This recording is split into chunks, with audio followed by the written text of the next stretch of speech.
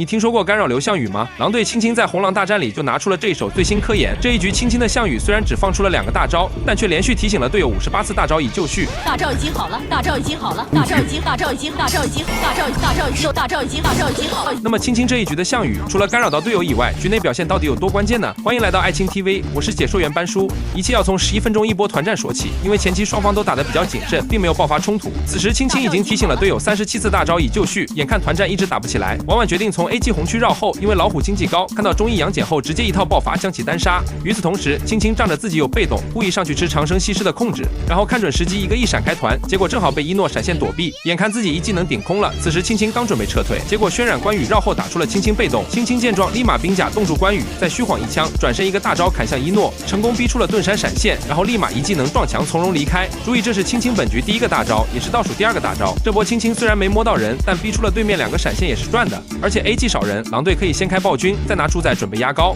我本以为这局 A 技毫无翻盘希望，但13分钟时青青站了出来。当上路大龙兵已经到达高地时，青青本来在下路给压力让队友拆上塔就行了，但青青站位太过于嚣张，直接在塔下晃悠时被西施给吊倒了，然后又被关羽一刀顶到塔下。此时青青并不是想着第一时间交闪跑路，也不用大招霸体抵消控制，而是点攻击剑坛强补伤害，再狂点2技能。此时他再想交闪却已经来不及了，于是就这样一路被渲染推到了泉水，到死也没能放出大招。这波狼队虽然凭借大龙拿下了上路高地，但因为青青吊点正面少人，所以接下来的暴君也被 A 技成功抢到了。到了16分钟，双方在主宰前争夺视野权，钟意用一招隔山打牛，苟住张飞飞过去大残了道宰的戈雅，逼得张飞交治疗保人。此时按道理狼队应该拉扯等队友补状态，但是青青直接走到了窄口，知道西施伤害状态不佳的情况下，依然选择一技能冲进人堆，然后细节闪现翻墙跑路，一波操作成功把自己闪现给骗出来了。而婉婉的老虎也不简单，本来是老老实实蹲红被找机会，但他3指一拉头昏眼花，自己草外蹲了都还没发现。渲染一看还有这种好事，直接放弃青青，掉头兵甲冻住，再把老虎推了回来。好在自家张飞一个大招拆火，让婉婉开幽影袖剑让自己隐身，才得以逃过一劫。眼看自家老虎已经安全撤离，队友也没有任何技能可以接 combo， 但青青却一技能冲进人堆接兵甲，准备一个大招秒4个，结果被盾爱闪现轻松躲避。说实话，这一波青青完全是在当路人局打，甚至都没去祭盾山和艾琳的闪现时间就贸然进场，被拉扯也是必然的结局。